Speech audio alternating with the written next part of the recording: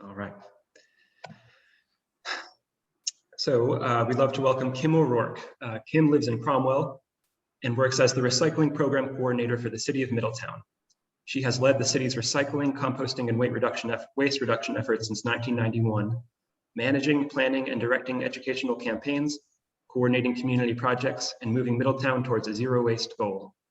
She served on the board and as chairman of the Connecticut Recyclers Coalition from 2004 through 2016, and currently serves on the board of Recycle BT, which is a nonprofit organization dedicated to increasing recycling education and awareness.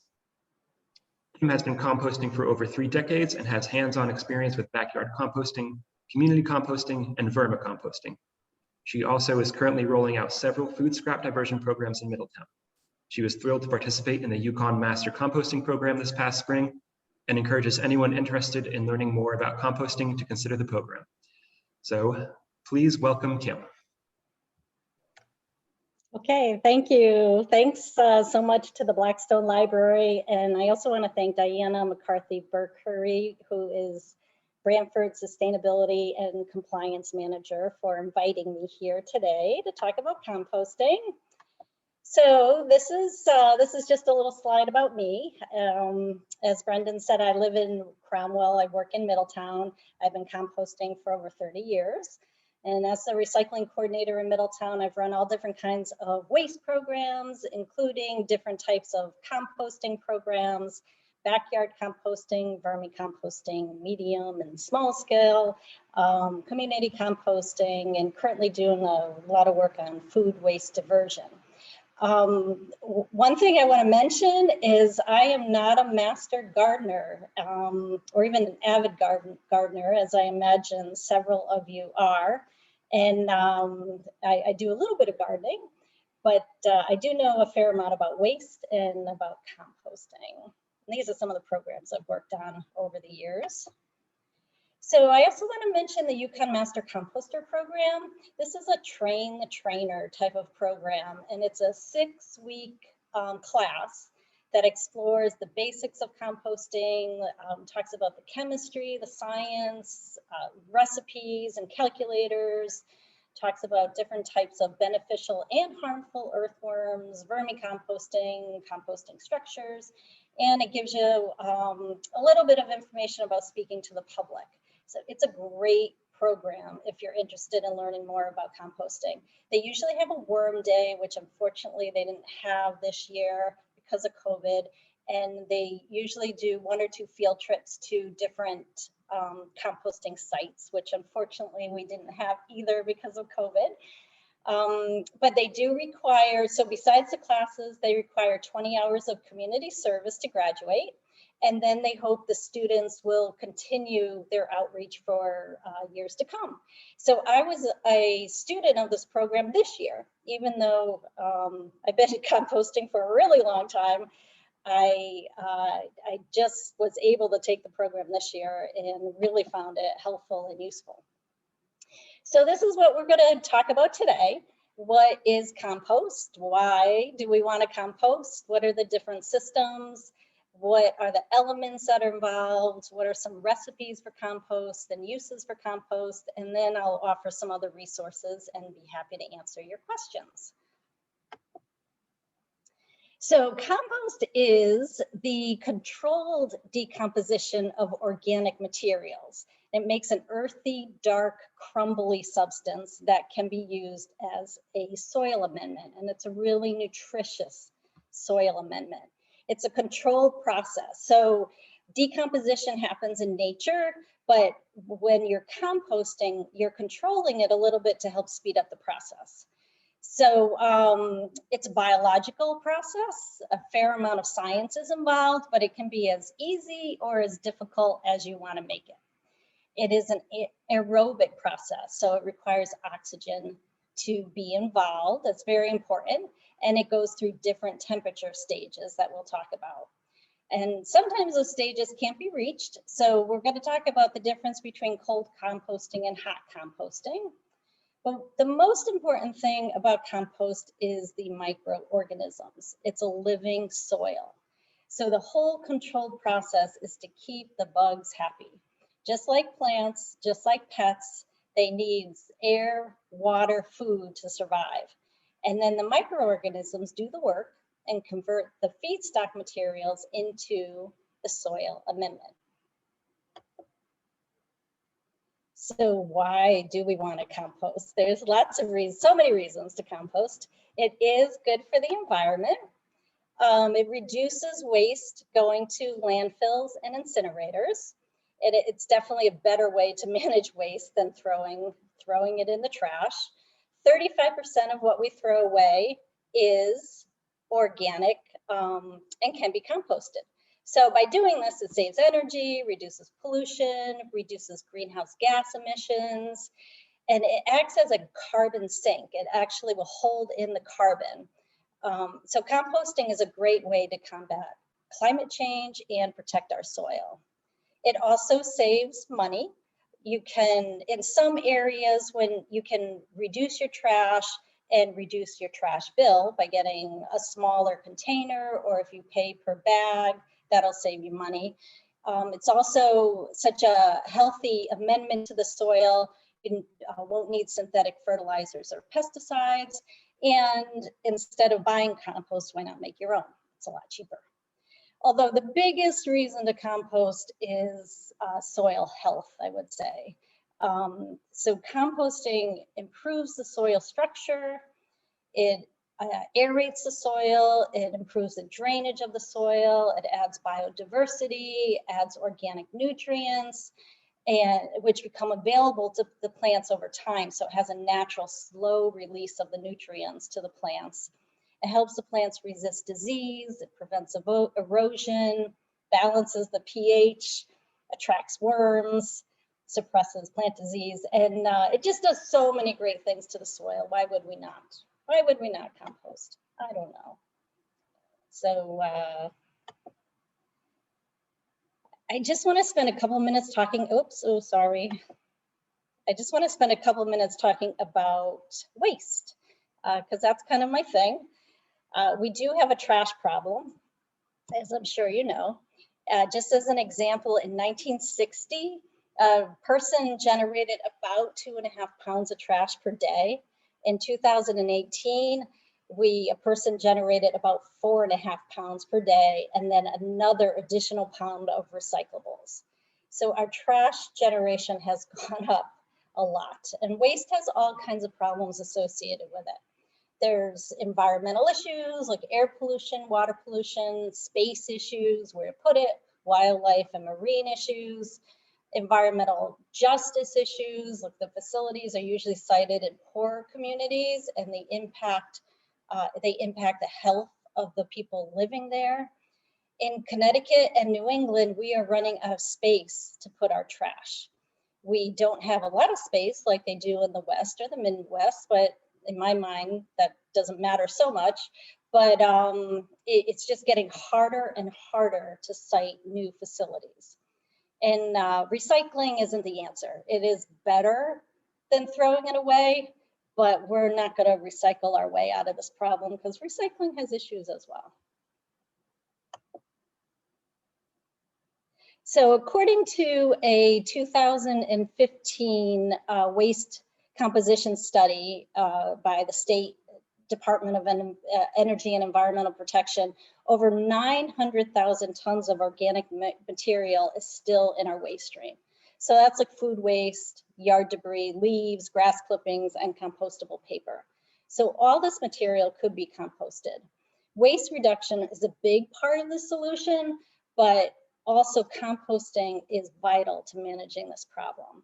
So I appreciate all of you being here tonight to learn about it, because I do think backyard composting is one of the biggest things that we can do to solve this problem. In Connecticut, one of our largest trash incinerators is set for closure next June, the one in Hartford, and over 50 communities bring over 500,000 tons of trash to that facility every year. So we need to find a place for that waste. No one wants a new incinerator or landfill near them. And most likely the material will be shipped out of state, which will have more of an environmental impact and increased costs. So states and communities really across New England and across the country, across the world, But especially we're working really hard to try to find ways to mitigate the situation. And you'll hopefully see more efforts to encourage and incentivize not only people, but also businesses and producers to reduce their waste.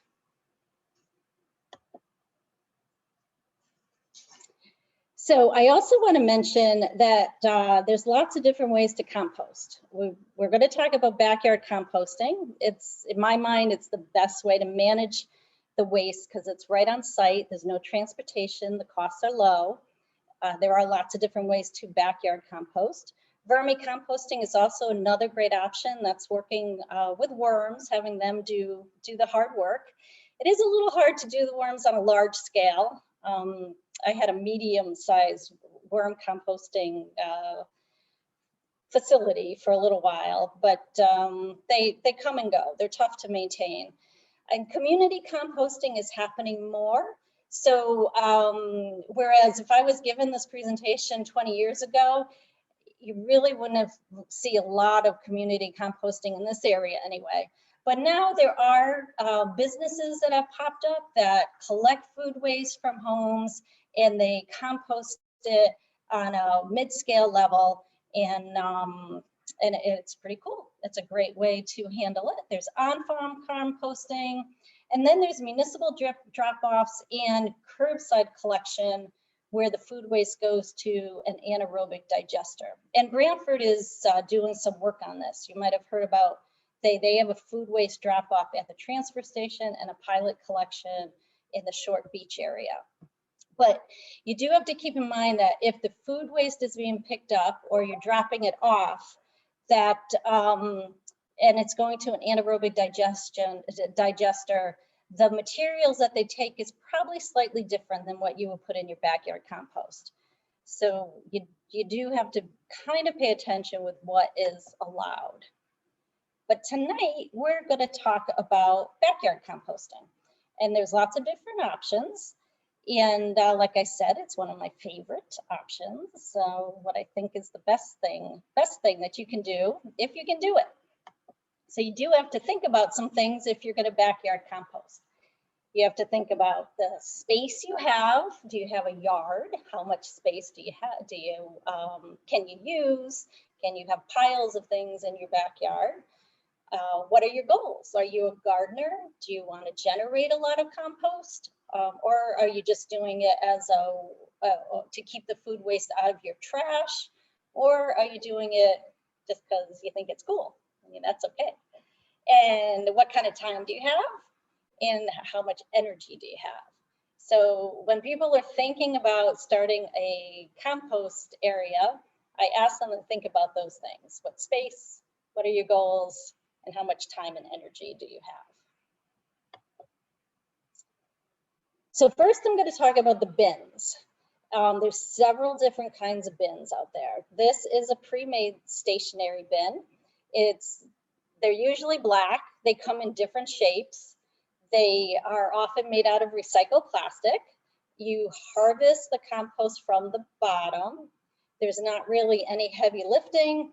You can easily lift up the bin and move it if it's necessary. It's pretty easy to set up.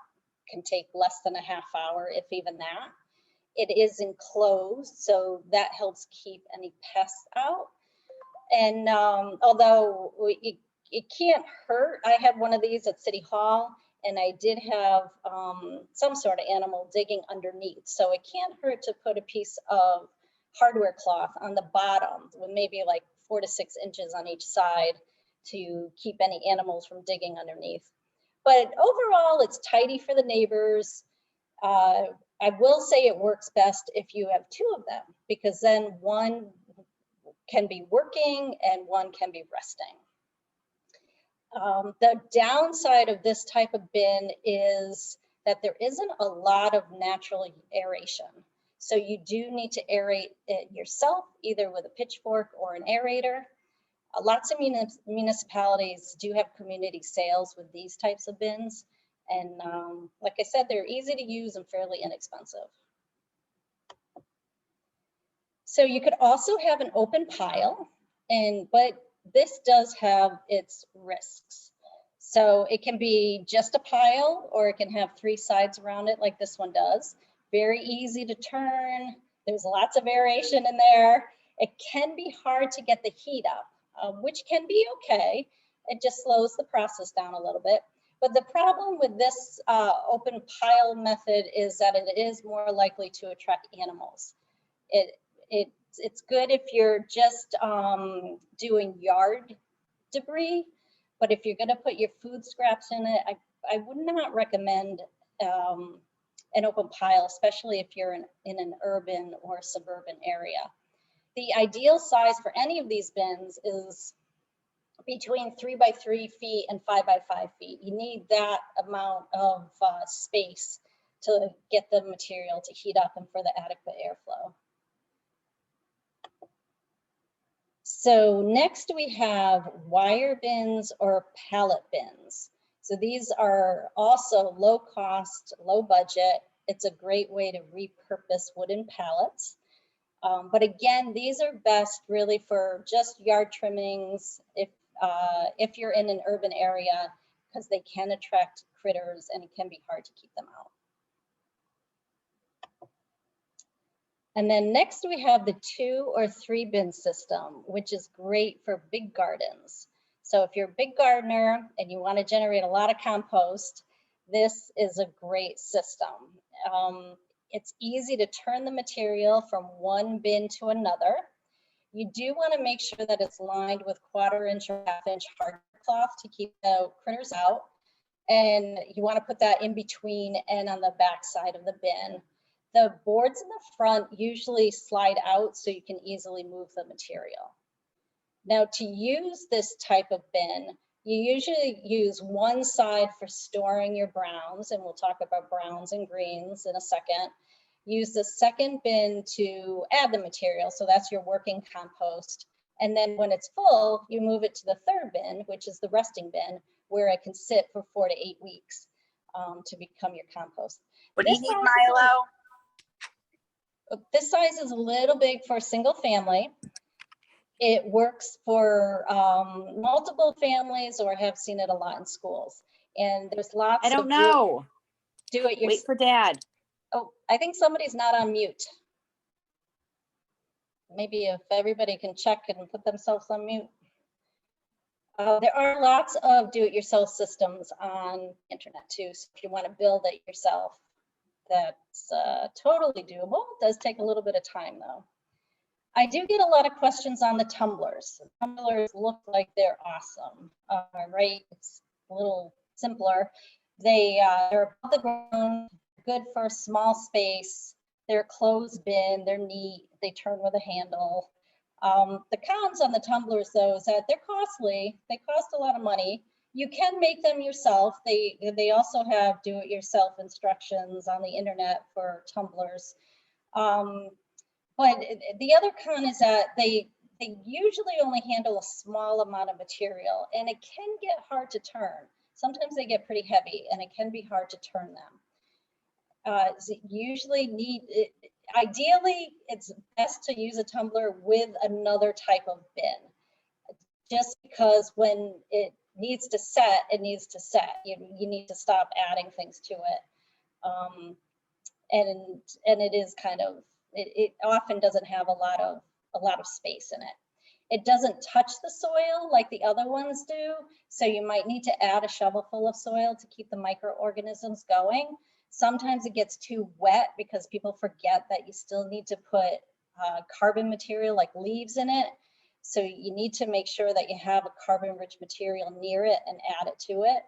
And you still need to follow the same management guidelines as other compost bins. But and some of the compost bins, the tumblers, they have 2 chambers. So that kind of helps, but they're small. But you have one side working, the other side setting, and then you can switch them. So if you have a small amount of area and you want to compost and you have the money, a tumbler might be the way to go. So then the next thing you need to think about is your setup in your kitchen. So I find that this is often something that's overlooked that people don't think about. but it's important to have a setup that works for you. And there's no one way to do this. You do it however you want, whatever works for you. But there's many different kitchen pails available made of metal, plastic, bamboo, yogurt containers, stainless steel. Some people like to collect their food scraps in Ziploc baggies and keep them in the freezer until they're ready to go into the compost. The key is that you have it set up where you can easily use it. It can be on your counter, it can be under your sink. I use a big, for anybody who has cats, I have a big yellow tidy litter. I don't know what it's called, but it's a cat litter container. And I have that on the floor in my kitchen, and that's what I put the food waste in. And that works for me. So everybody has a different system. You just have to figure out what works. For many years, I just used empty yogurt containers, and that worked as well. So next, let's talk about the elements. It's important that these elements are very important in composting. You need air, water, carbon, and nitrogen. Whoop. Here they all are. I had a young person work on this PowerPoint, so she made it all fancy on me. So first, the water. The moisture is necessary for the microbes to work. So ideally, you have moisture that's 40 to 60%. If it's too dry, the bugs will stop working. If it's too wet, you can get anaerobic conditions and it will smell like rotten eggs. So you have to make sure wherever you put your bin, you have access to water to keep it moist and not let it get too dry. And then oxygen is critical. So this is an aerobic process. This is why your compost needs to be turned. So turning adds the oxygen, breaks down the material, releases the trapped heat, keeps the smells down, and invigorates the microbe activity. You want the cooler air in the bottom. So when you're setting up your bin, you want to have materials that are going to give you airflow. So like twigs, wood chips on the bottom. You don't want matted leaves on the bottom or like mushed up newspaper, because that'll prevent air from circulating. And the tools you're going to need, pitchfork or an aerator. I actually I don't know if this will show on Zoom, but I brought my aerator. This thing actually I never used for years. I just use a pitchfork, and that's really all you need. Or you can use the back of a broom handle. But I splurged one year and got one of these aerators. And I have to say it's kind of fun. It's a fun little tool. Okay, so then you're gonna have green material, which are your materials high in nitrogen. And that can be food scraps, it can be coffee grounds, even though they're brown, they're green, it can be grass clippings. And then you're gonna want your brown material, which are materials high in carbon. And that's like leaves and twigs and wood chips, straw, shredded newspaper, that sort of thing. So all these elements are needed to make a nice home for your microorganisms that are going to make your compost happen. So this is, and it's all about keeping the bug happy. Here's a picture of the food web of the compost pile. It has bacteria, molds, fungi, insects. We need diversity to help the process continue through many different conditions. So there's different levels of decomposers, and starting with the bacteria and fungi and moving up to centipedes and worms and beetles. And the bugs will especially flourish in the beginning stages of composting. So remember, it's a living thing. You want those bugs in there.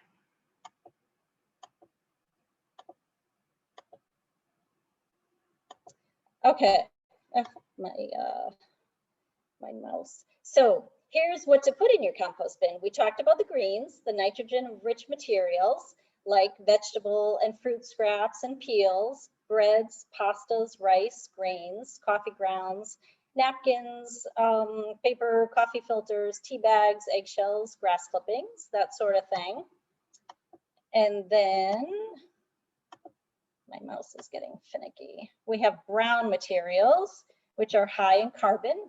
So that's the leaves, the wood chips, twigs, untreated sawdust, straw, shredded paper, and you need lots and lots of browns. So you should have, ideally, a separate pile next to your compost bin to pull those those browns in throughout the year. And then the things not to put in your compost bin. So you do not want to include meat, fish, bones, no cooked foods, no cheese, dairy. They'll attract rodents and cause odor problems. No oils, no grease, no peanut butter, no painted or treated wood, no diseased plants, no pet waste, no coal ash or wood ash, no grass with pesticides. And if you're just starting out, I would leave it out.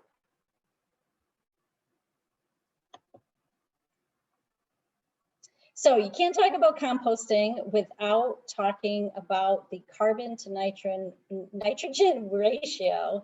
The microbes need carbon for energy and growth. They need nitrogen for protein and reproduction. So they need this in a 30-to-1 ratio, 30 carbon to 1 nitrogen by weight. Now, too much nitrogen can make odors. And now each item has its own ratio number, and that's the little graph there, which I don't know, or the little table there. I don't know if you can see it, but it can be like cooking, like having a recipe. There is a lot of science involved, but it's also the art of doing it and making it vary depending on what you have available. So the weight ratio can be, I find it a little complicated. There's not many people that can figure out the weight of these items and measure it out. That would take a lot of time. So, and effort. We have a general rule of thumb that goes by volume. So for every bucket of greens, you use 2 to 3 buckets of browns. Isn't that awesome? So it can be shovelfuls, it can be buckets, it can be anything you're using. The key is that you need more browns than greens in a ratio about 3-to-1 by volume. And again, like I said before, it's best to have a supply of the browns next to your bin so you can use them throughout the year. So 3-to-1, that's the thing you really need to remember. Preparing your materials does make a difference too. The smaller they are, the faster they'll compost. So if you can chop your material, if you can chop whatever you're putting in, that makes a difference. You can aim for 2 to 6 inches. If you increase the surface area, that's what the microbes will eat, will work on. So the smaller the better, but if you don't want to chop it up, you can put it in. It'll just take a little longer for it to compost. You do want to remove staples. You do want to remove those pesky produce stickers because those won't compost. So compost, you can compost it with whatever level you want. A passive or cold composting requires little effort, little attention. It is slower, and weed seeds may persist, and that usually happens in smaller piles or if it's too dry. The temperature range of cold piles is usually 70 to 110 degrees Fahrenheit.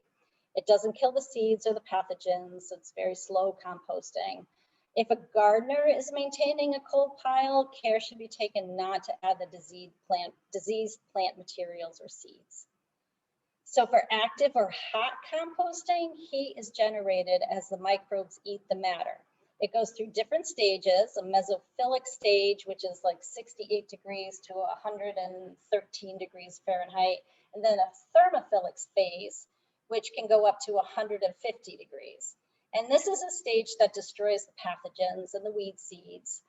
Over 150, most of the microbes will die or become dormant. So you don't really want to get hotter than that. And then it'll start going, the temperature will start going down, and that's when the compost is stabilizing and getting ready to be used. So the hot composting requires more attention. The pile has to be regularly turned. You want to reach those high temperatures enough to stop weed seeds from germinating.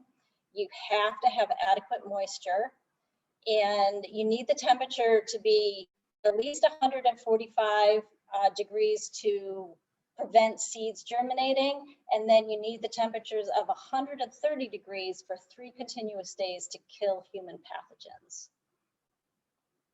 I don't have a picture of my thermometer there, but so compost thermometer is something that you could get. It's just a long thermometer that you put in the compost pile, and that's a good way to monitor your temperature if you're interested in doing that. So to actually set up your bin, you want to locate it in an area that's easily accessible to you, even in the winter. So you don't want to put it like way far away where you're not going to be able to get to it. It can be right by your garden. It can be right outside your door, but wherever you put it, you want to make sure you're going to go to it. You want to have good drainage. You want to be close to water because it's going to need to be watered. And you want to have room to move around it. So critters apparently like clutter. So the less clutter around it, the better. And then next to it, you want to set up a storage for your browns. You want to have a system for collecting your food scraps. And you want to have your tools available to use. And then you want to create a 4-inch base of browns on the bottom, like I mentioned before. The twigs or wood chips on the bottom of the bin. And so make sure you have air pockets, and that'll help the air circulate. And water. And then there's 2 different ways to fill up your bin. So one is called the lasagna layering method. And that's where you have layers of browns and then layers of greens, layers of browns, layers of green. And you can continue that way. I've honestly never done it that way. I've always done it the dig a hole in the compost pile way. I don't know if that's the official name of it, but you have your airflow on the bottom, and then you put your browns in. And then as you put your greens in, you dig a hole in the browns and put your greens in the middle and then cover it up. I found that works best for me. But honestly, like I said, composting, those are the 2 main ways, but you can play around with it and do it however you like. This is a graphic that I just really like it. It's from Mass DEP, and I like using it as a tool sometimes because it just gives the basics. Composting does not have to be difficult, and this kind of shows it here. You put in your browns, put in your greens, mix it up, keep it damp and aerated, and you're going to get compost. So like I mentioned, the moisture, you want it to be 40 to 60% in the pile. If it's too dry, it's going to work really slow. If it's too wet, the bugs could drown, and you don't want that. So you can tell if your pile has enough water by doing the squeeze test, and just take piles of material from different parts of the bin, squeeze it, and if it feels like a run-out sponge, then that means that you're in good shape. You don't want water pouring out, and you don't want it dry so it's all crinkly. So that's just an easy way to tell if you have enough water in there. And remember, you're not just watering the top of the pile. You really need to get water through the whole pile.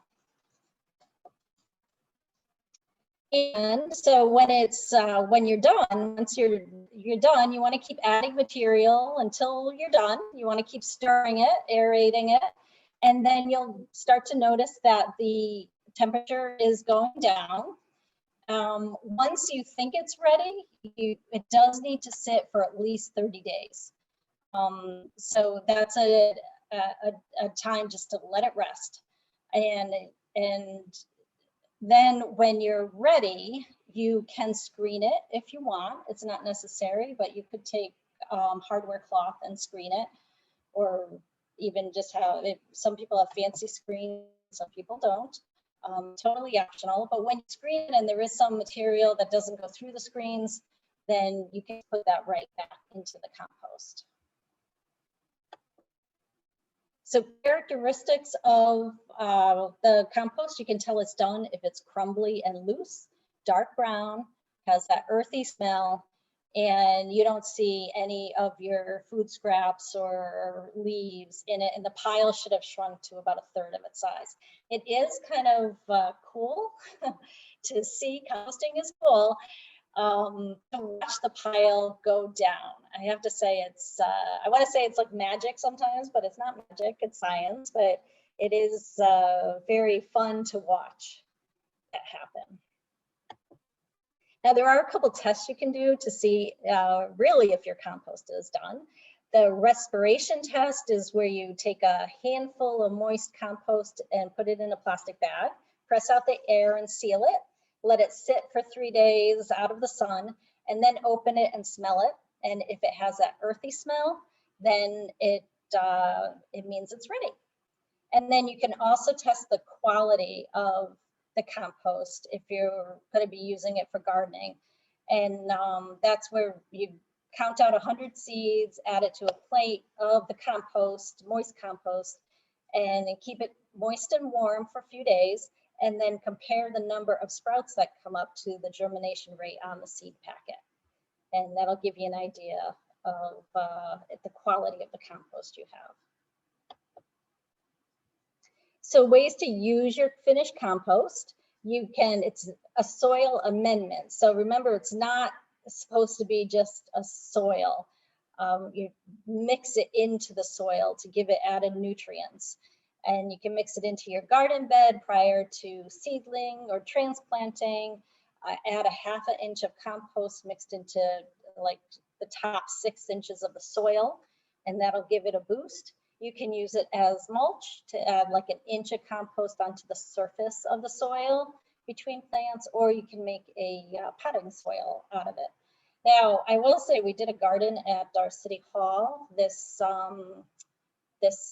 summer, and we really just used compost. We had a load of compost delivered and used that for our plants, and everything was fine. But it's such a valuable material, you really shouldn't do that. You should mix it in with the soil. So these are some resources that you might be interested in to get more information. The state Connecticut DEEP website has some great information on composting. They actually have a video called Turn Your Spoils into Soil. It's really dated, but it's a great video. It has all the basics that you need, and it's a short video, very well done. The Institute for Local Self-Reliance has a great website, lots of information on composting, and the U.S. Composting Council as well. Those are their websites there. And then social media, there's also a lot out there on composting. These are some of the sites that I follow, but there's also like discussion groups. I will say that you do have to be a little careful with those, because a lot of times the people talking are not necessarily experts, but with composting, a lot of it is trial and error, and you have to do what works for you, and you can try things out, and if it doesn't work, that's okay. So sometimes it's fun to hear what other people are saying or talking about or asking questions about. But there is a lot of information on social media about composting. When in the class that we took, these are the 2 books that we had to get, the book on composting and the Complete Compost Gardening Guide. Both of them are great books. Also, when I was learning to compost years and years ago, I used this one, Let It Rot, The Gardener's Guide to Composting by Stu Campbell. It's a fun book. It's entertaining and fun to read. So that was a good one for me. And then this is the information for the Uconn Master Composting Program, if you're interested. And I'm happy to provide this too as a PDF if people would be interested in any of this information. So the Master Composter Program does fill up fast. I'm not sure what they're doing, but if you're interested, I would suggest reaching out to the coordinators, either Dawn or Gail, and let them know. They do have information on the website, but I don't suggest watching the website for details. You really want to get on a list of being interested, and then they'll notify you. And then some of you may know Diana. She's the Sustainability and Compliance Manager of Brantford. She's in charge of the food diversion programs that are happening now. She's a great resource locally if you want information on those programs or other sustainability programs in Brantford. And then this is me. It's my phone and my email. If you're interested, have any questions after this program and want to ask me. That is actually a picture of me with my worms. We had about 8 4x8 beds of worms that we managed for several years. Unfortunately, I don't have them anymore. But okay, I think that's it. If there's any questions, I'd be happy to answer them. And I think Brendan is going to help me with that, if he's there. I guess if he's not, let's see if I can get to the chat.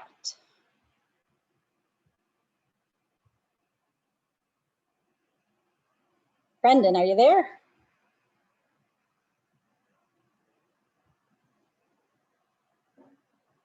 Okay, I'm going to stop sharing. See if I can get to the chat. Ah.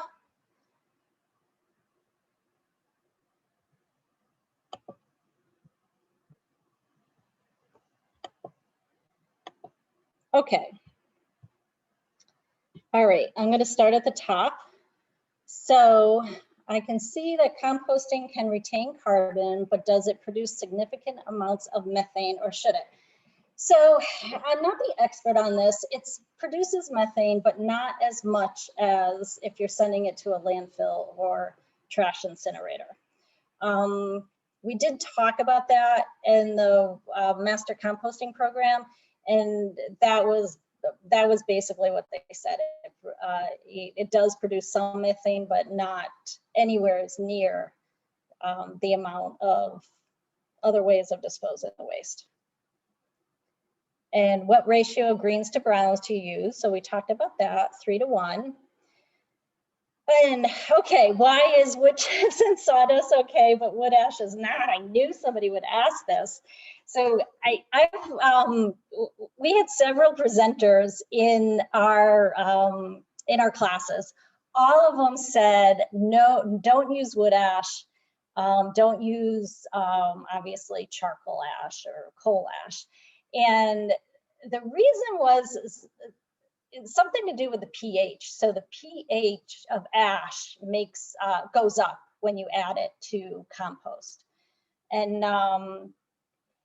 so they were all they all gave the same answer of no, don't put it in. Now I will say in some of those social media sites that have information on, where people just talk about things, people do put their wood ash in, and some people have recommended sprinkling it in. So don't put it all in at once, but put a little bit in at a time. So you definitely don't want to put the charcoal ash in, or ash from a barbecue, because that might have chemicals in it. The wood ash, like I said, it's a pH issue. So maybe if you put it in, if you really want to, put it in slowly. But the experts who presented to to us all said no. Okay, and where else are we?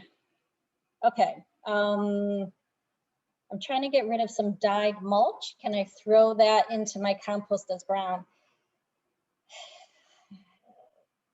So I will say different people probably say different things, but I have noticed that in composting presentations as well. I would not, because of the dye. You don't know what the dye is. And so that would be my answer. I would say no. If it wasn't dyed, then yes, but the dye is a problem.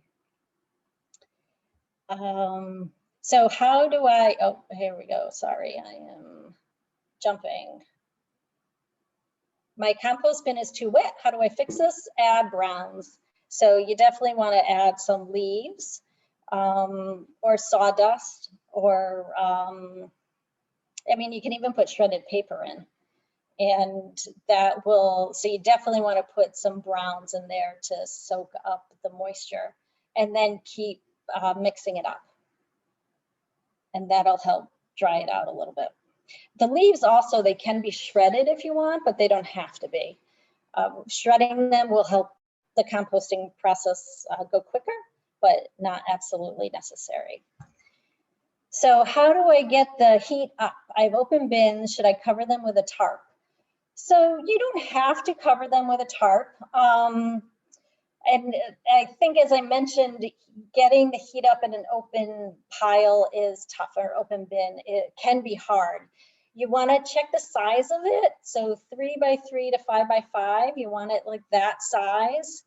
And then you want to make sure you have the right ratio of greens and browns. And you want to keep mixing it and make sure the moisture is right. But those open bins can be hard to get the heat up on. You might have to just do the cold composting, and it'll take a little bit longer.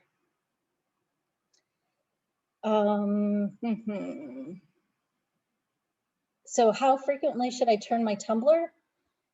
So the more you turn it, then the quicker it's going to compost. I have never used a tumbler, so I don't have any experience with that. I just know what I've heard from other people, and it's totally up to you. But the more you turn it, the quicker the compost will happen. But again, if you want it finished, you have to stop putting stuff in it. So, I would say frequently would be like 2 to 3 times a week. Once a week, once a month would be less. Once a month probably is not enough. But the more you turn it, the quicker it'll happen. So you have to keep adding browns with the greens. Yes, yes, yes, yes. And this is definitely can be challenging. I have compost bins at City Hall, and I cannot keep a pile of leaves next to them.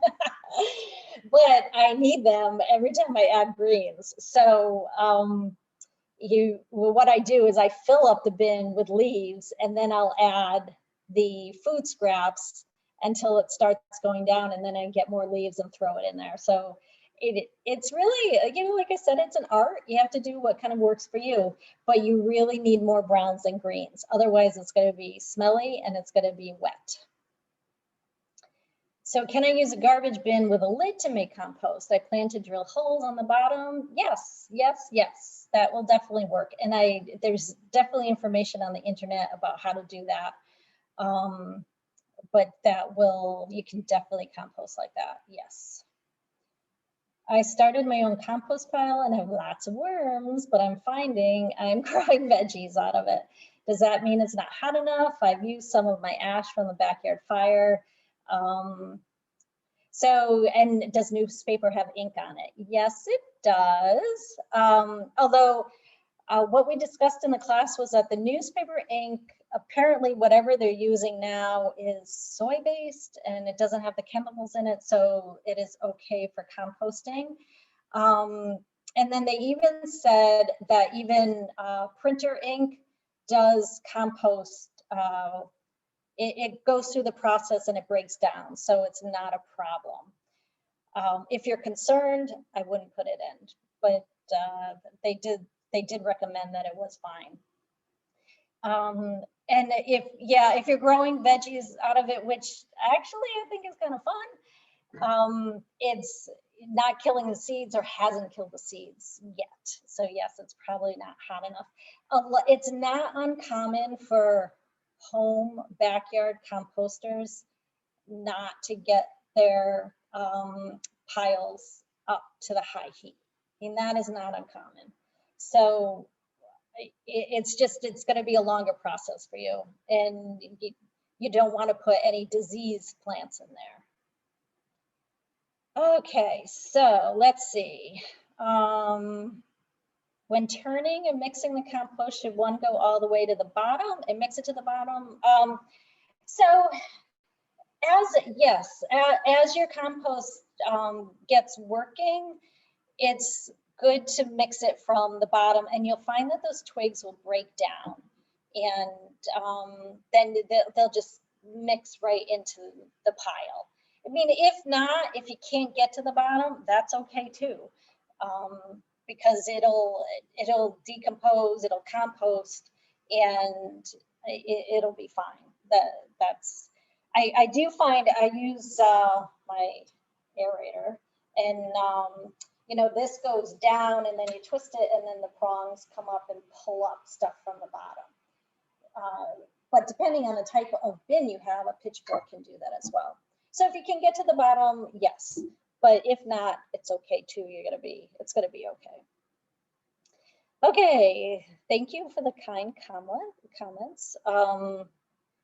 The tumbler, the bigger the better. So I think well, I guess they do come in different sizes.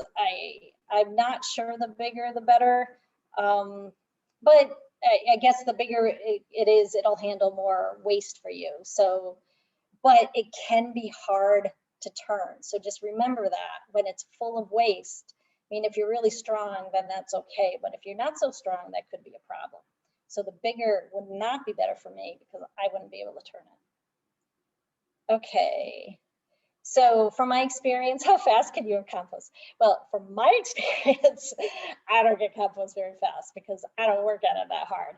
But I have known people who have tumbler systems and they get compost within 8 weeks. I do know people who work it and they get compost within 3 to 5 months. Mine always takes a year, a good year for my compost. Okay, I think I answered all the questions. Hey, Kim, I'm back. Hey. I had a little technical issue there, and I'm very sorry about that, but I see you managed to very gracefully handle the Q&A on your own. I had to do a computer and room swap, but if you have time, it looks like there's maybe 1 or 2 more coming in. Got one. Yes. Compost starter or compost accelerator.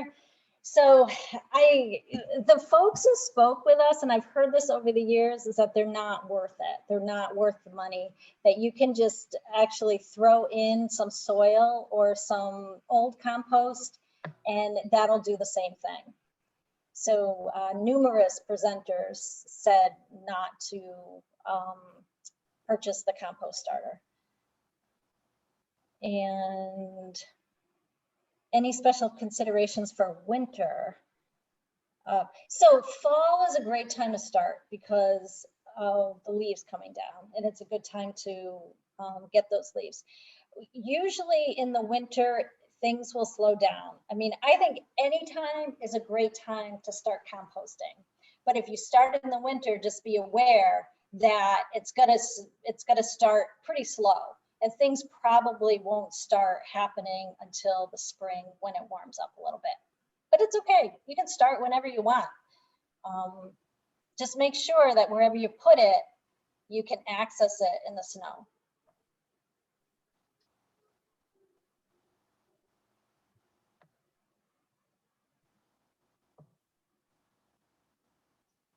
I think that's everything. All right, I think that's, yeah, I think we're caught up. That was wildly informative and very engaging. Sorry again about the little glitch there on my end, but I was watching the whole time and it was going smoothly, which is, so let's see, I noticed in the winter, my compost is the first place that snow melts. Yes, compost is hot. That's good. Yeah. Awesome. All right. Yeah. So I guess we're at a good place to wrap it up. So this will be recorded and on our YouTube. And Kim, thank you so much for your time and your expertise. Thanks for having me.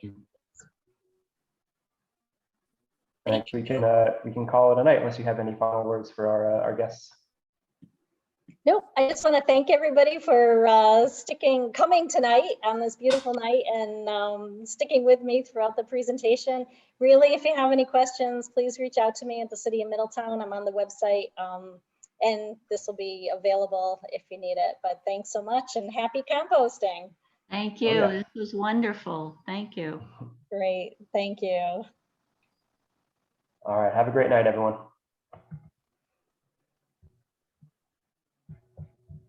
All right. Thanks so much.